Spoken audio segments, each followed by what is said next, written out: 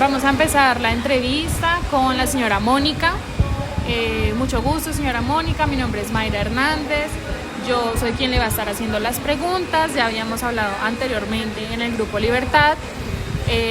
Y bueno, quisiera que me contara, que me empezara contando quién es usted, cuántos años tiene, a qué se dedica, cuántos años le entregó al alcohol, cuántos años tiene usted en ese proceso de recuperación, que me ponga un poco en contexto de quién es usted. Bueno, Mayra, gracias por estar ahí, por invitarnos. Mi nombre es Mónica Milena Morales Espinosa, tengo 47 años de edad, profesional, abogada en ejercicio y comerciante. Frente a la problemática del alcohol como enfermedad, llegué a un grupo de Alcohólicos Anónimos cuando tenía 25 años de edad. Pertenezco a la comunidad hace 20 años. El 28 de diciembre de este año cumplo 20 años. 21, perdón, 20 cumplidos. Pero practico el programa de recuperación hace 15. ¿A qué se debe esa diferencia de tiempo en el pertenecer y en que lo practiques como forma de recuperación? Ok. Toda la persona, sea hombre, mujer o cualquier género, que llegue a Alcohólicos Anónimos y se declara entre un grupo de Alcohólicos Anónimos poniéndose de pie, diciendo su nombre de pila y la inicial de su apellido y dice soy alcohólico o tengo problemas con el alcohol, hace parte de la comunidad de Alcohólicos Anónimos como un todo. Entonces la comunidad está en más de 180 países y a cualquier parte del mundo que llegue a un grupo se va a sentir la identidad y tiene participación. ¿Participación de qué? De tener un grupo base, de participar de los servicios del grupo, luego del área y luego de la región y luego nacionalmente. A pertenecer, ¿sí? Como una familia, como el hecho de tener nosotros un apellido. Tenemos una familia base, núcleo. ¿Cuándo practica el programa de recuperación? Lo practica cuando comienza a practicar los 12 pasos de recuperación personal. Nosotros nos basamos en 36 principios, que son 12 pasos, 12 tradiciones y 12 conceptos. Pero la recuperación, cuando yo practico el programa de los 12 pasos, busco una recuperación personal. O sea, nosotros nos recuperamos del alcoholismo, más no nos curamos. Entonces eso hace la diferencia de pertenecer, que solamente sería tapar la botella, asistir a un grupo, una reunión, como practicar, que es ya vincularnos como en el fondo del tránsito de esos 12 pasos. ¿Cuándo tomaste la decisión de dar ese paso de pertenecer a practicarlo? 5 años después de haber llegado a Alcohólicos Anónimos. Siempre... ¿Lo hiciste desde afuera? O sea, la decisión surgió desde afuera. No, a ver, de pronto, ¿cuándo tomé la decisión de llegar al grupo de Alcohólicos Anónimos, a la comunidad? No, ¿cuándo empezaste a practicar? Sí. Ok. Comencé a practicarlo 5 años después de haber llegado a Alcohólicos Anónimos. De pronto, bueno, yo hoy no los culpo porque sé que a mis compañeros, esto es una cadena humana. Entonces lo que le enseñaron a ellos lo repitieron conmigo. Pero ellos decían, siga viniendo, siga escuchando, siga participando en las reuniones y espérese que su día le llega. Y eso hice, esperar, y pasaron de 24 años, de 24 horas a un día, luego 12 días, luego una semana, luego un mes y luego años. Pero seguía viviendo como enferma alcohólica sin beber, o sea, vivía mal. 5 años intentándome ir a la cantina 4 veces.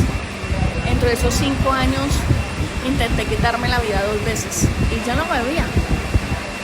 Pero mi manera de ser, mis maneras de sentir y de vivir sin alcohol no me permitía ser feliz. Encontré la felicidad cuando me di la oportunidad de practicar los pasos. Antes vivía mal. Qué bonito lo que dices, porque no, de pronto uno desde afuera que no es alcohólico y que Alcohólicos Anónimos es algo muy complejo y que uno de afuera que está empezando a entender cómo funciona, lo que tú mencionas ahorita del pertenecer y del practicar y de cuándo surge esa intención de practicarlo, nos da claridad más de cómo funciona Alcohólicos Anónimos. Es lindo que lo aclares. Señora Mónica, le quería preguntar,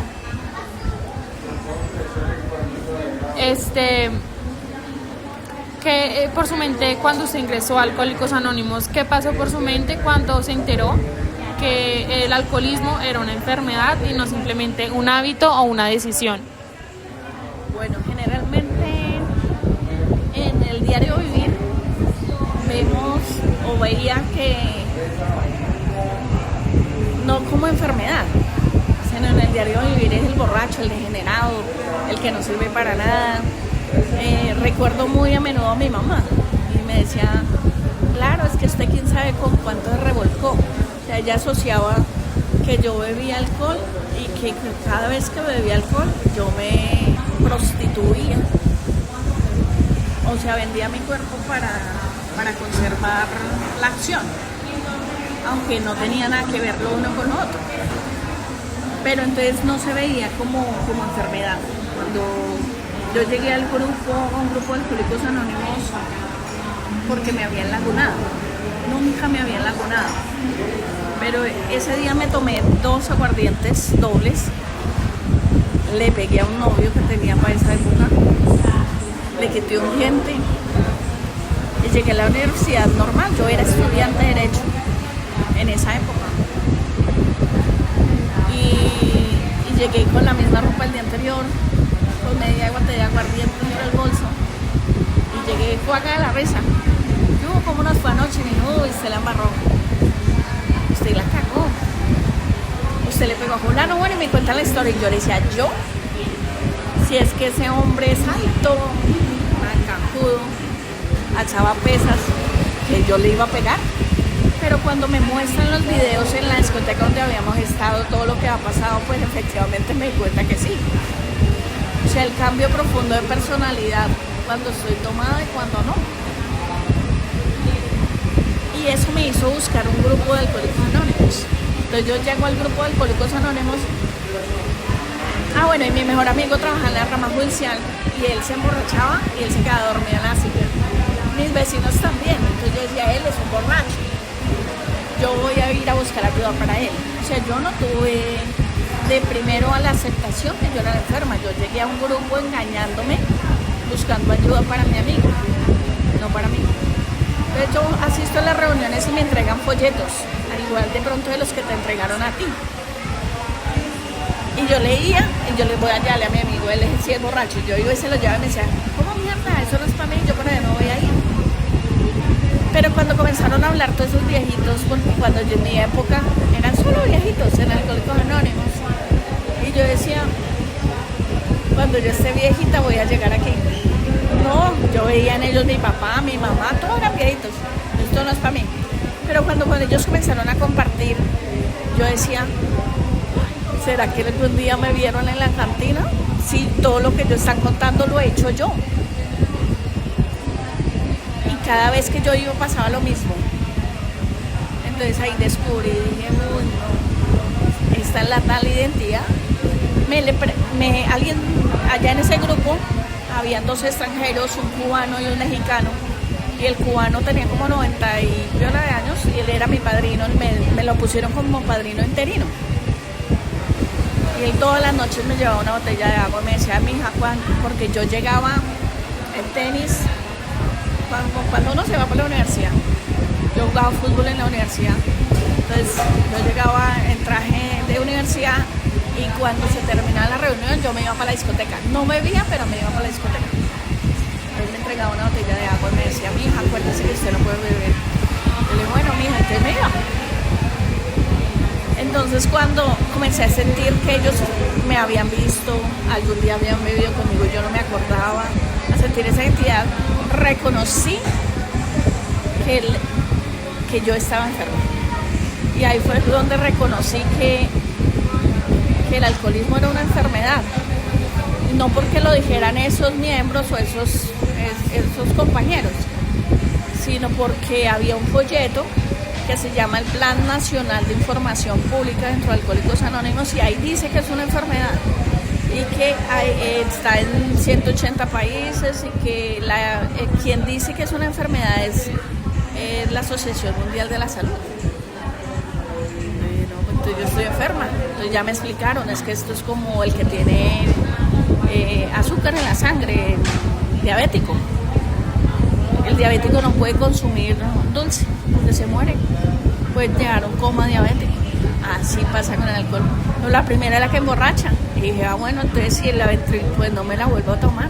Y comencé a hacer el plan de las 24 horas. Por hoy no veo. Y Pues así es he lo que más sumado. funciona. Es una de las herramientas que ofrece Alcohólicos Anónimos. Es una de las principales. El plan de las 24 horas. Señora Mónica, el alcohol, ¿cómo lo describiría usted con sus propias palabras? No, el alcohol es muy rico. Y más el aguardiente taparrojo, el de mi tierra, que tiene harto alcohol. Lo que sucede es que yo hoy ya no me la bebo porque ya sé que es una enfermedad, ya sé qué me pasa si yo bebo. Entonces yo podría decir que el alcohol es una sustancia, al igual que la droga, pero la diferencia es que la droga aún, bueno, no sé, ahorita hace poquito como que la declararon aceptable para la sociedad cuando es porción mínima, pero en la época que yo llegué no. Entonces allí podíamos hablar solamente y exclusivamente de que el alcohol era la única sustancia que sacaba de la realidad a la gente, pero era aprobada por el Estado, o sea que socialmente era aceptable. Entonces una sustancia que patrocina la educación en Colombia. Entonces no se ve mal. En cambio el drogo no. Esa es la escoria de la sociedad. Por eso en los grupos actualmente de Alcohólicos Anónimos hay mucho drogadicto, porque es más fácil llegar a un grupo de alcohólicos si no de narcóticos, porque no está rechazado por la sociedad. Entonces se camuflan, pero no tienen la enfermedad y no existe la identidad, el diálogo es totalmente diferente. Yo puedo decir que soy de doble acción porque yo fumé. Yo inicié a fumar a los 14 años y fumé hasta los 33 años. O sea, yo paré de consumir licor, pero seguí consumiendo nicotina. Y me fumaba 2 cajetillas diarias. Entonces, pero para mí fue más fácil dejar de consumir alcohol que el cigarrillo. Tuve un fondo más duro en el cigarrillo. ¿Cuál fue la diferencia que encontraste en el consumo del alcohol y del cigarrillo para poder dejarlo de consumir? Yo creo que el 90% de los profesionales de mi profesión, del derecho, fumamos. Entre la cabeza está como el parar el nerviosismo, la preocupación y como la angustia, como el sosiego. En cambio el licor no. El licor usted ve porque está contento, porque cumplió año fulano, porque cumplió fulano, porque el parte del Tolima, por todo. El cigarrillo es solamente una instancia de locura, de perseguidera, ¿sí? No sé cómo se llama en la palabra, pero siempre es de sosiego, ¿sí? Fue más duro porque la nicotina, no sé, cabe más rápido como en el cerebro, le llama, le pide, no sé, tiene algo raro. La pero sensación. Sí, pide más. Yo cuando dejé consumir alcohol fue una decisión parca. Por 24 horas no consumo licor, pero se me hacía muy largo, entonces yo por 2 horas no consumo licor. Por 2 horas así se iba completando las 24 horas, pero en el cigarrillo no. En el cigarrillo dispuse a que por 2 horas no fumaba, pero es es algo inexplicable, es algo que pide total el consumir, el buscar. Yo muchas veces salía sin un peso en el bolsillo para no fumar. Y corrí por todas las tiendas y los supermercados donde siempre iba a consumir licor. Les dije, por favor, no me fío, no me den cigarrillo, no quiero volver a fumar. Y me echaba la madre, si tienen que echarme la madre, échenla, yo no quiero. Pero mi fondo fue recoger bolillas como cualquier marihuanero en la calle, como cualquier indigente.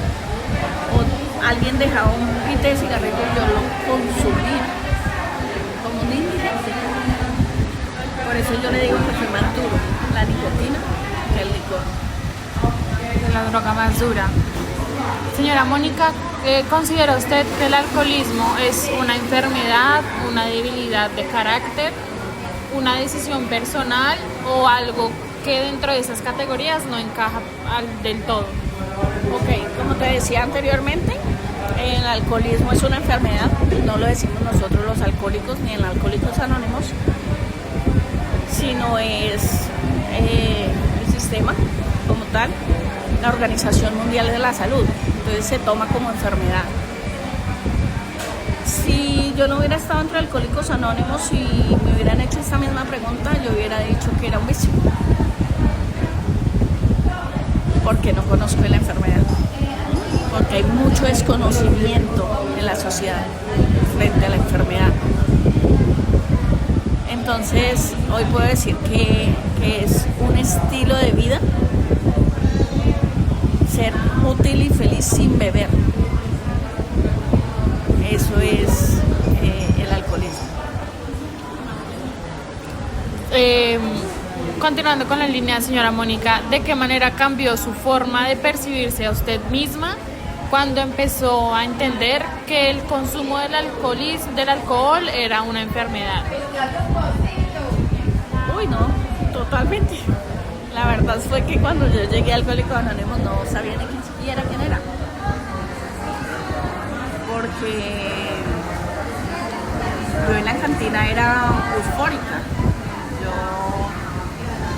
Yo tuve bar, entonces manejaba a la gente de los grupos sociales, era la directora de la orquesta, sin ser.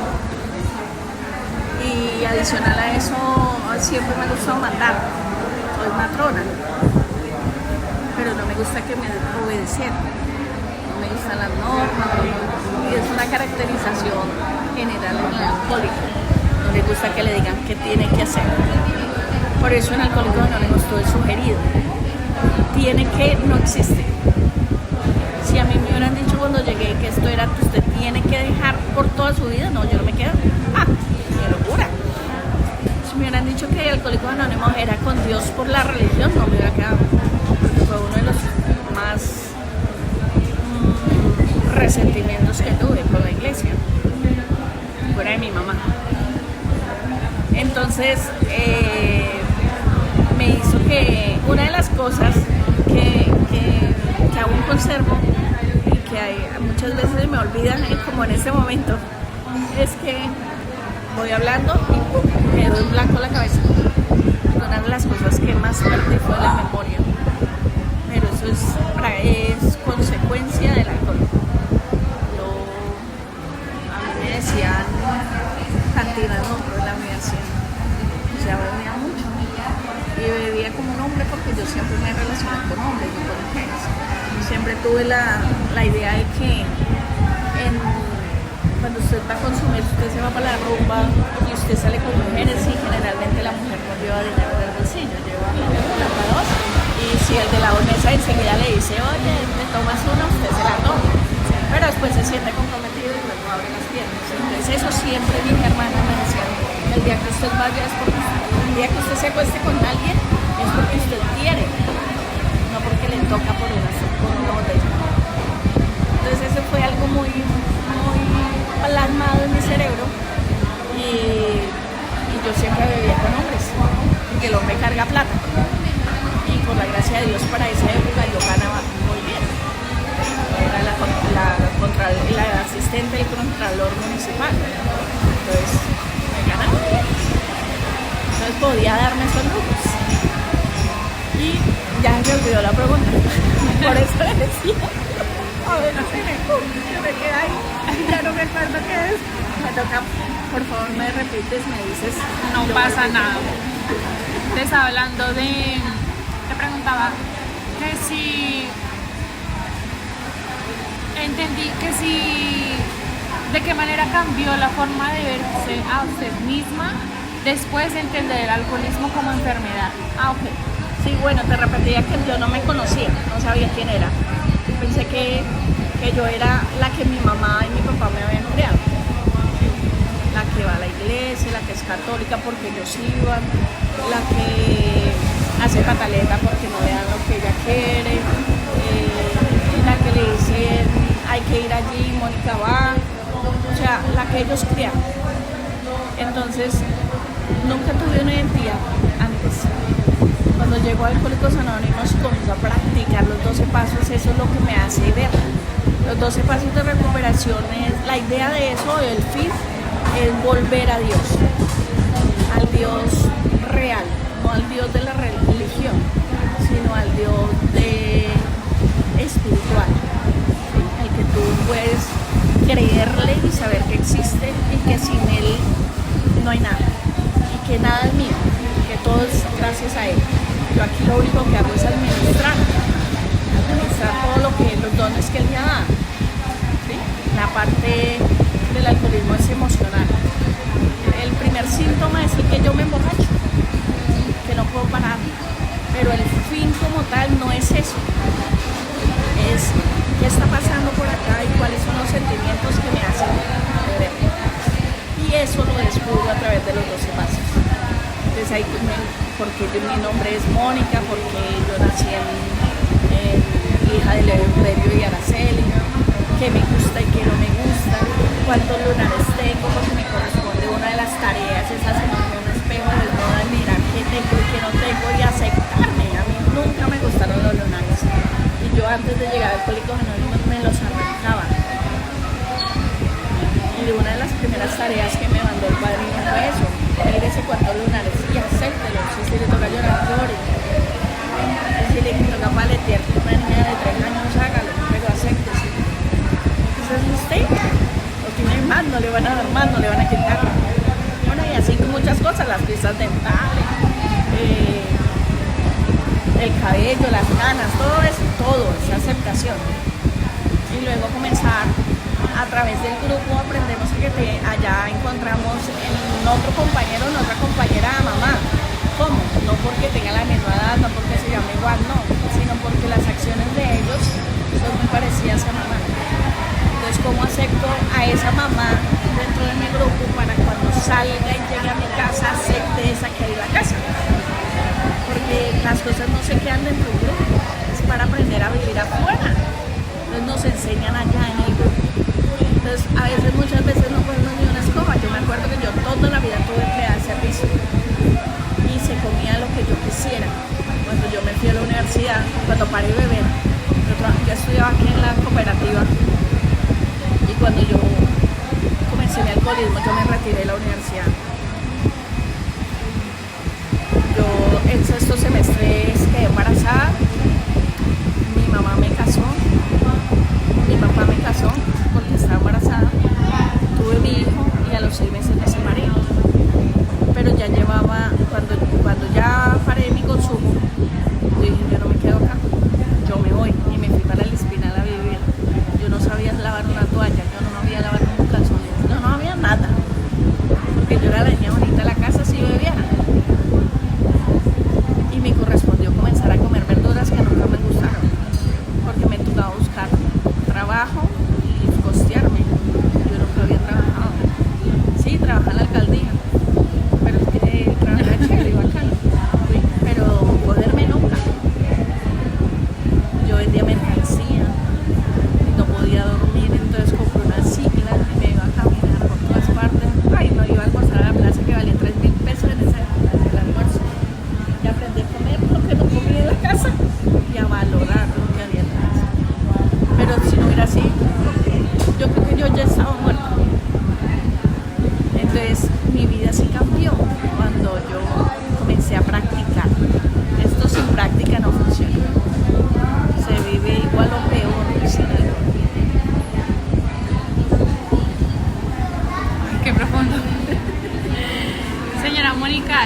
qué entender el alcoholismo como enfermedad le brindó a usted alivio o por el contrario le generó nuevas preguntas o conflictos internos? Ahí sí, ahí hay que hacer la relación a los dos tiempos. Cuando los que te contaba ahora, los primeros 5 años era un dolor de cabeza. Porque vivir de la misma manera miserable que viví en la calle con alcohol, pero acá ya sin sustancia, pues fue horrible. Fue querer salir corriendo y hasta quitarme por depresión la vida. Pero cuando ya comienzo a practicar y comienzo a saber quién soy, que ya no estoy sola, que nunca más voy a estar sola, porque esa era una de las cosas que pasaba en mi casa. Una de las cosas que pasaba en mi casa era que mi mamá decía, es que nosotros somos la familia feliz, y yo decía, ¿cuál familia? Si yo nunca tuve familia. Mi mamá era maestra y trabajaba con el magisterio local, nacional y departamental. Yo ya cuando llegaba a la casa yo ya estaba dormida. Papá fue director de prisiones, entonces nunca vivió con nosotros sino hasta cuando se pensionó. En vacaciones nosotros íbamos a visitarlo a una de las cárceles donde él estaba siendo director, pero prácticamente era para comerse a mi mamá, o sea, nosotros no, por lo menos conmigo, que yo soy la Cuba. Yo conocí a mi papá cuando mi papá se pensionó y yo ya estaba en lo peor del alcoholismo. Entonces recibí puño y pata de él, no un correa. Me partía cada rato el mazo del... se saca la tierra, el barretón, por las costillas. O sea, fue una etapa terrible. Yo no lo culpo hoy, en esa época sí. Fue el peor de los peores. Pero bueno, yo al otro día seguía bebiendo, entonces eso pasaba. Entonces mi vida sí cambió cuando ya practicó. Y luego yo duré los primeros 12 pasos, los hice en año y medio. Yo fui muy rebelde con mi padrino también. Y ya por la gracia de Dios he practicado en 20 años unas 7 veces más los 12 pasos. Lo que pasa es que los pasos, la primera vez que se practican ante el alcohol, ¿sí? Que fue lo que me formó la vida, o por lo que yo llegué a Alcohólicos Anónimos. Los siguientes 12 pasos miro un defecto de carácter bien arraigado a mí, y la mía era la mentira. Yo todo le decía sí, pero hacía el no.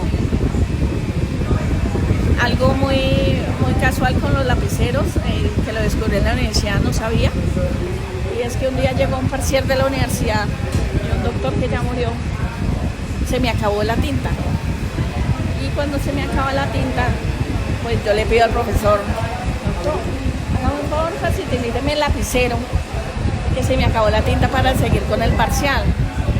Y se levanta y me dice, me pasa el celular, el lapicero, y me lo puso hacia el frente, no me lo entregó, me lo puso hacia el frente y me dijo, doctora Morales, no se lo puedo prestar porque usted es una ladrona de lapiceros. Usted le robaba los lapiceros a mis hijos en el colegio.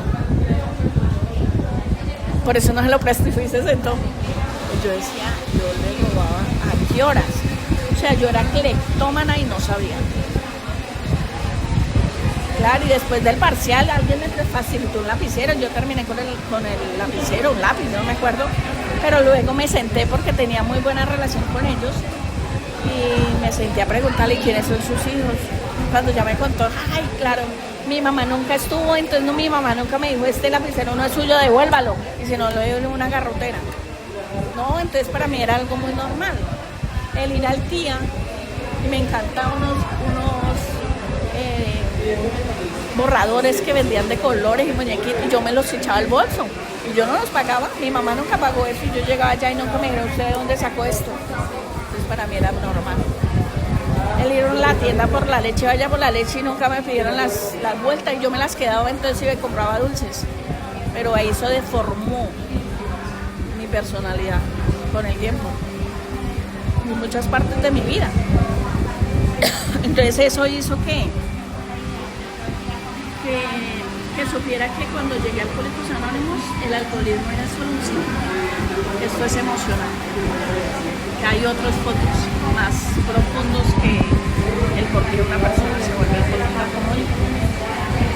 Señora Mónica, ¿siente que entender el alcoholismo como enfermedad, y ya hablando más de la culpa, siente que entenderlo como enfermedad la exime a usted de la responsabilidad de todo lo que ocurre dentro del marco del alcoholismo, o siente que esas dos conceptos pueden coexistir?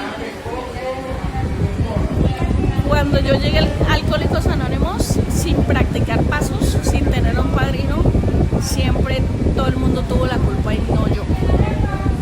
Siempre miré que mis maneras de ser era el resultado de lo que me habían enseñado.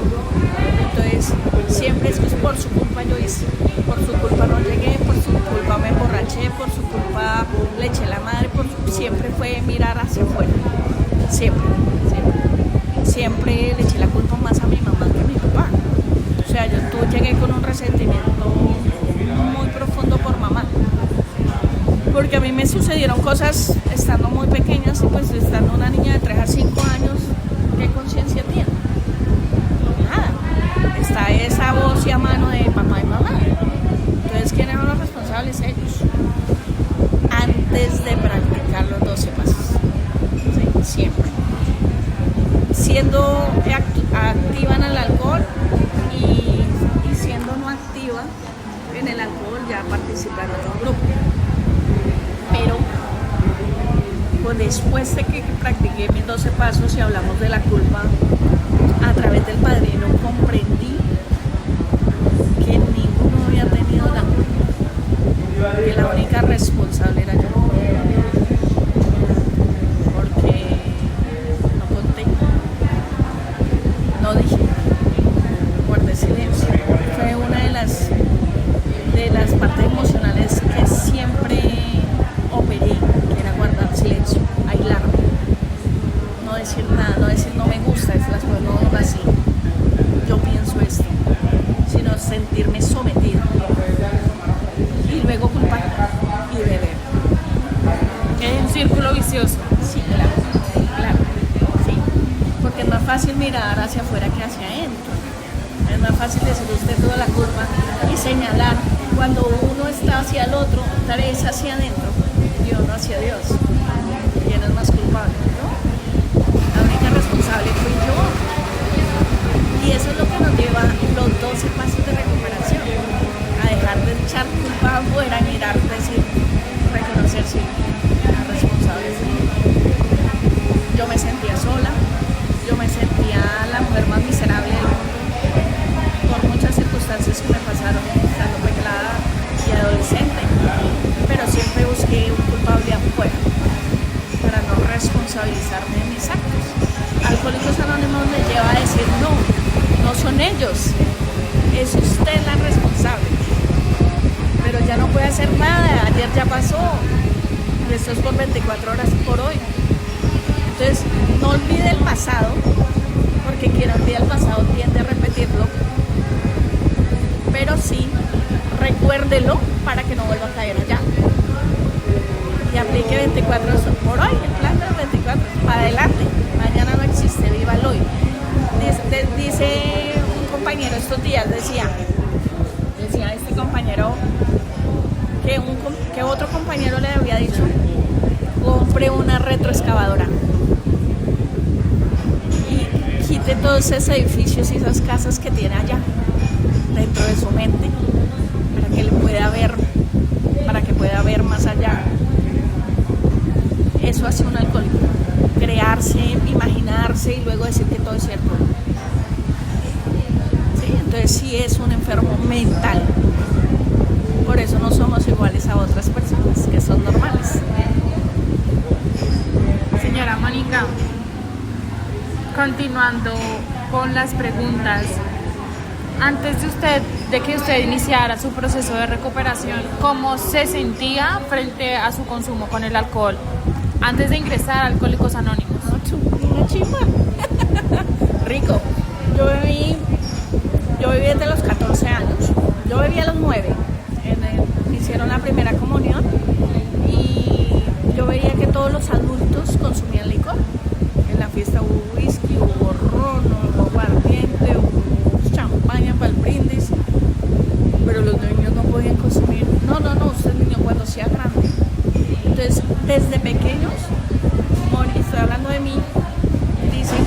sea grande usted puede hacerlo.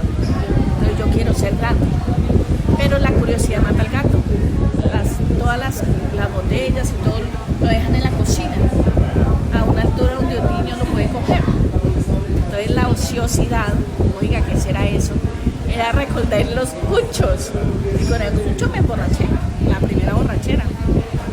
Pero luego a los 14 años consumo licor nuevamente en el colegio en álgebra. Soy muy buena matemática. Entonces apostábamos. Yo estudié en el San Luis Gonzaga, hoy Champañá. Y hay eran niños de papá. Entonces allá sí se ve hartas cosas no normales o muy comunes. Y entonces allá reuníamos, cada uno nos correspondía llevar media botella de aguardiente y en el descanso apostábamos el que tomara más. Siempre me la llevaba yo. Bueno, en un farro de billetes. Entonces mi consumo del alcohol fue muy temprana edad. Ya a los 18, ya pues llegó a la universidad y me dijeron, ya usted está grande, usted es mayor de edad, ya no la vamos a cuidar porque ya usted sabe qué es la vida. Me vino una niña que nunca ha salido, en la casa toda hora controlada, y le dije que ya está grande y que para la universidad. La locura total. Ya, ahora sí, yo ya había adulto, entonces me tomó extra, vamos al barcillo allí, cada 8 días. Y luego no era cada 8 días, ya después cada 3 días y luego todos los días y así. Entonces, era muy rico, el alcohol rico. Es más, yo digo hoy, es delicioso, pero hoy ya no me lo puedo beber. Es más, me cuido tanto que voy a una fiesta y sirven la torta y mando la cucharada y yo siento que eso tiene vino y yo lo hago. Me dice que usted tan desagradecida, tan irrespetuosa, ¿cómo va a devolver el torta? No, eso tiene licor. Es que a mí es la que me hace daño. ¿Cómo es usted? Yo soy cristiana, por la gracia de Dios. Y asisto a una iglesia cristiana. Y cada mes hay la cena. Y vinito. Tome lo que es solo el vinito del sacristán, de yo no sé qué dicen. Y yo lo vuelo. No, esto es mejor. Yo me voy para la cocina y le digo al pastor, esto es vino. Eso es un poquito nomás, no. Yo lo boto. Y le echo agua y me voy y me miran mal. A mí qué me importa, que es que mi vida la que está en riesgo. O sea, hoy yo tengo el carácter de decir no que no hacía antes.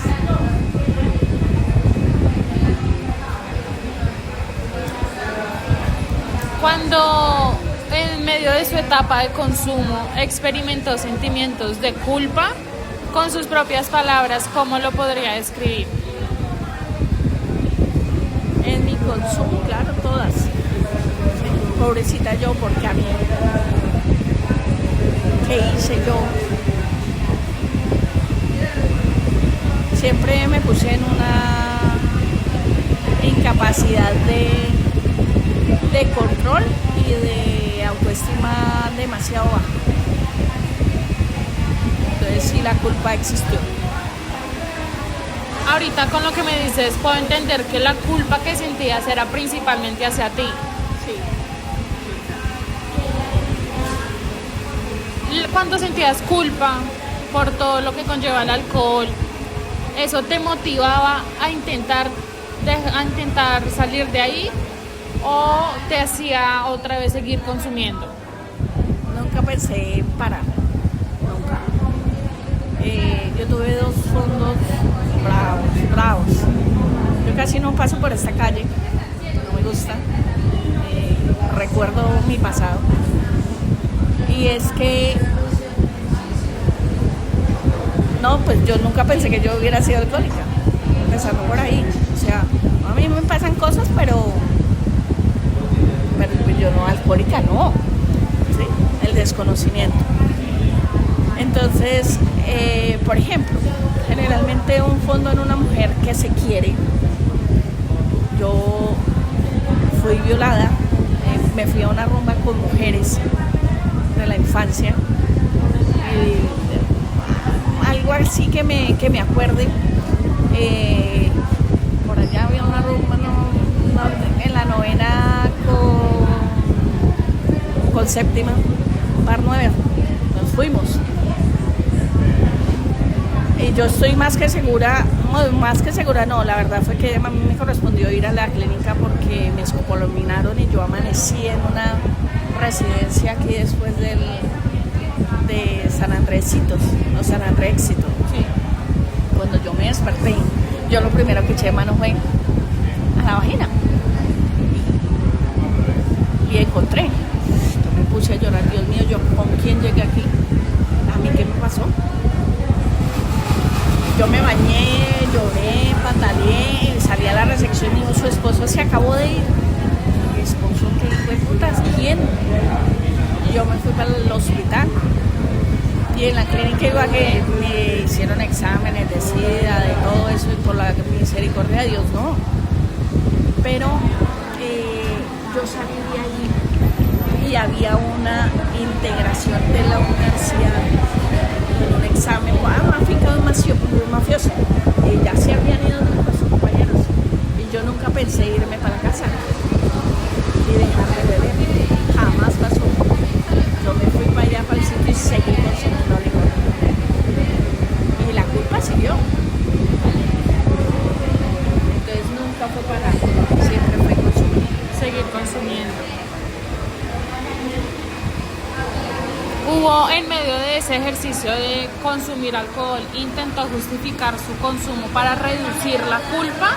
Bueno, ahorita me lo decías que sentías la culpa por tu mamá y con Dios, que se generó como ese resentimiento hacia la vida, pero lo intentabas justificar como esta culpa que siento es por mi mamá o por alguien, por algo. Sí, claro, en el consumo, aunque nunca, yo creo que en el alcoholismo nunca pensé en que yo bebo porque mi mamá me propuso esto, no, o sea, nunca pensé en la culpa, sino la intención era solamente consumir y consumir. Yo nunca fui bebedora social, yo siempre fui bebedora fuerte, pero yo nunca me emborraché. Yo me emborraché de esas borracheras que usted dice, uy, que llegué con un dolor de cabeza, que me da vuelta en la cabeza, que vomité. Yo nunca hice eso. Entonces yo me sentía diferente. Entonces, era el reto de beber, yo no dormía, yo no comía, bebiendo. Yo me tomaba un vasito de leche o de cookies media hora antes de consumir. Y duraba 2-3 días sin dormir y sin comer, bebiendo. Y uno no piensa, yo nunca pensé en que yo bebo para que esa hijo de puta se sienta mal. No. La culpa llega después de. Se paró de consumir y se me gasté la. Ahora, ¿cómo le doy? Yo ya tenía mi hijo chiquito. ¿Cómo le doy alimentos a mi hijo? Uy, mire cómo estoy. Poderosa. No, que hice con mi vida. Claro, es que desde que mi mamá como hizo esto, es allá llega la cultura. Pero después de. En el guayabo. Guayabo físico, moral. Porque físico como tal de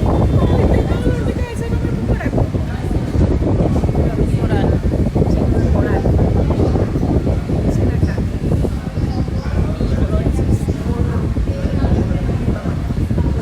Pero no se está bien porque como ella hizo cuando yo estaba pequeña esto y esto. Era eso.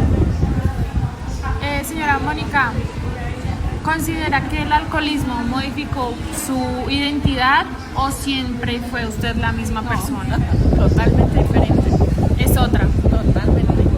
Yo hoy no salgo de mi casa, no me dan ganas. O sea, yo soy casa sola igual que mi papá. Pero allá en el alcohol no. Yo era la eufórica, la que paraba en la mesa, la que estaba peleando y separaba gente. La masiva pues de calmar a la gente, pero en sí era totalmente diferente a la que soy hoy. Totalmente. ¿De qué manera el proceso de recuperación ha influido en la forma en que usted se relaciona con usted misma? Total también. Hoy me he visto.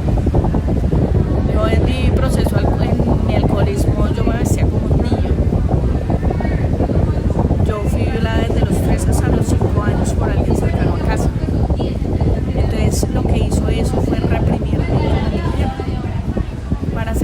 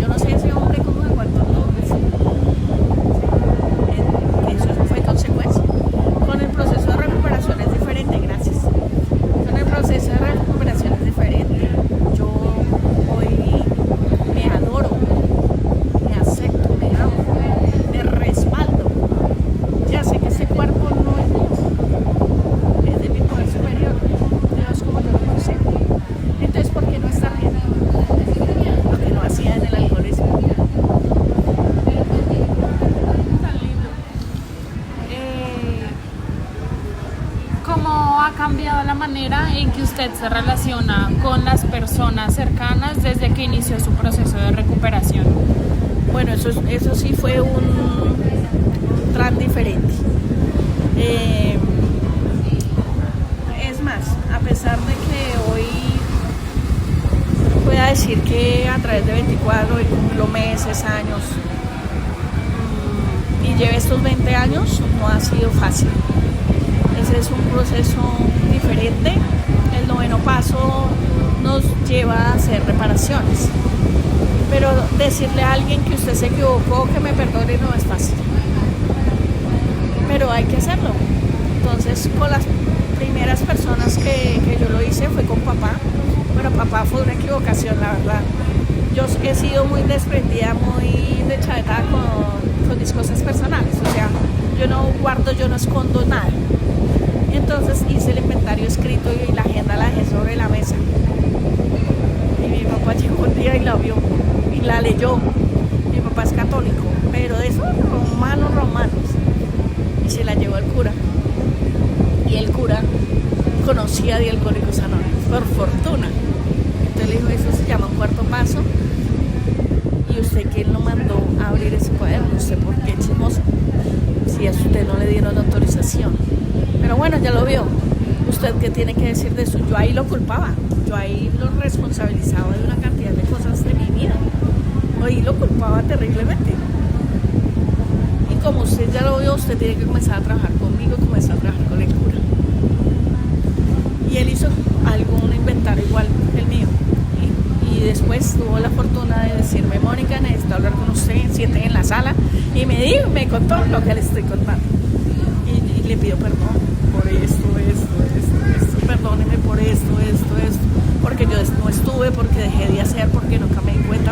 Él hizo primero la reparación conmigo. Yo tenía 33 años de edad. Y luego, pues él ya conocía el cuaderno, pues a mí ya me correspondía hacerlo con él. Hoy es mi mejor amigo.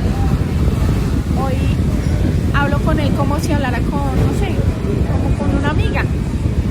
Hoy vivo con él, hoy me hice cargo de mi papá hace 20 años que mi mamá se separó de él. Hoy lo llevo al médico, o sea, hoy es el niño de la casa. Se forjó una muy buena relación con él. En cambio con mamá no. Mamá hice la misma reparación, pero pues mami tiene unas maneras de ser, bueno, son las de ella, yo las respeto, no las comparto. Sí, conversamos, hablamos, pero no compartimos espacios. Solamente por allá de vez en cuando yo la llamo, ahorita la semana que traje de llamarla y decirle mamá, o fue feliz, pasó la fiesta de la madre y yo no la llamé. O sea, no me dan ganas de llamar, pero ya hoy no disfrazo. Hoy no digo, ay, es que me va a morir porque no llamé a mi mamá, ¿no? Le tengo una salida pendiente. ¿Cuándo? Cuando me nazca. ¿Sí? No es una relación buena, pero yo tampoco hoy la maldigo, como lo hacía cuando bebía. ¿Sabías el cuento? No. Es más, dejé el celular. Pero el celular no dice mamá, dice Araceli, dice el nombre de ella. O sea, pero no tengo ningún resentimiento hoy con ella. Hoy la puedo mirar en la calle, pasar y abrazarle y hola mamá, ¿cómo está? Tata, pero ya, para contar. Lo necesario. Sí. Lo mismo con mi hijo. Mi hijo pues la mitad del tiempo hasta los 15 vivió conmigo, después de los 15 vivió con mamá. Entonces él le guarda a mamá, le dice mamá y pues a mí me dice mamá, pero es muy poquito. Por una situación que se presentó yo se lo entregué a Dios. Yo creo que ninguna mamá vaya a ver lo que yo vi. Y ese día me arrodillé y le dije, Dios, si usted realmente existe, le entrego a este hijo. Se lo entrego. Hoy es su hijo. Hoy se lo regreso. Tenía 14 años él. Hoy se lo regreso. Hoy es su hijo adorado. Hoy es mi hijo. Y gracias por darle la vida, gracias por tenerlo acá, gracias. Pero hoy se lo entrego. Hágalo suyo, no mío. Entonces, sí, él me llama y me dice, Mónica, mami, estoy haciendo de tal con mi hijo, no, hágalo así, tal. Pero ya de sobreprotección, de estar todo ahí pendiente, no. Sí. ya respetamos espacios. Es un hombre maravilloso, tiene 26 años, profesional. Sí, él es ingeniero industrial, pero pues ya tiene su apartamento, ya tiene una chica ahí viviendo con él. Papá me dijo estos días, es que ellos se tienen que casar. Yo le dije, ¿cómo, papá? No, usted quieto. Ellos verán cuando lo hacen, si lo hacen o no, es problema de ellos. O sea, es esa la relación sin control, sino es del amor. Sí. Entonces, es un proceso que no se acaba y que yo debo estar vigilante, trabajando los 12 pasos frente a mis defectos de carácter, que son los que me pueden llevar algún día a beber. Yo conozco personas, compañeros que llevan 30 años en la comunidad y se fueron a beber y hoy viven el alcohol activo y yo no quiero estar ahí. Entonces yo cuido mi recuperación, yo no puedo cambiarle la vida a nadie, ni a mamá ni a papá, los acepto, pero ya no, ni me conflicto, ni peleo, ni me agarro, ni les grito, no. Hoy le digo, usted es el que tiene el control, mi parcero que es Dios. Entonces si usted quiere cambiarlos, cámbieles, y si no, yo los acepto así, no me preocupe. Sí, ya es diferente. Señora Mónica,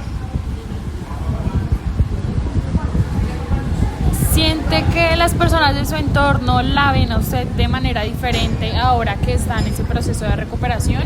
¿Y la manera en que otros la ven a usted influye en cómo se ve usted a usted misma? Claro, yo creo que sí. La verdad es que ahora pues ya ha pasado mucho tiempo de yo haber consumido, pero al principio cuando yo paré de consumir, pues yo seguía frecuentando los mismos lugares, las mismas personas, y ya así duré un año. Y entonces yo me decía, no, pero usted es muy chava. Ay, no, usted ya no es la canzona, usted ya no es el payaso, ¿ya que viene? Mira, los toros por fuera de la barrera, chévere. Porque en mis compañeros, en mis amigos, en mis familiares borrachitos, yo me veía. Yo todo eso hacía. Y ellos efectivamente se alejaron. Yo no los alejé. Ellos me alejaron a mí. Al principio decían muchos hijos de putas, ¿cómo me van a sacar del llavero? Si yo era la que hacía, si yo era... Yo ya no bebía y sí me sentí mal. Pero cuando comencé a practicar el programa, ahí entendí que ese poder superior que yo había elegido, que se llama Dios, hizo que esas personas se fueran porque no me servían. Y que me había dado un puño de mujeres y hombres dentro de un grupo, que ellos sí me iban a dar palo, me iban a criticar, pero que yo iba a saber comprenderlos y ellos a mí, que esos sí eran importantes. Entonces fue muy fácil comenzar a amar, y creo que ellos ven en mí que eso sí vale la pena, ¿sí? Como ellos lo viven, entonces pues también hablando frente a la familia, pues ellos, cuando yo llegué a Alcohólicos Anónimos, mi mamá y mi papá decían que yo no era alcohólica, porque pues ellos nunca me vieron.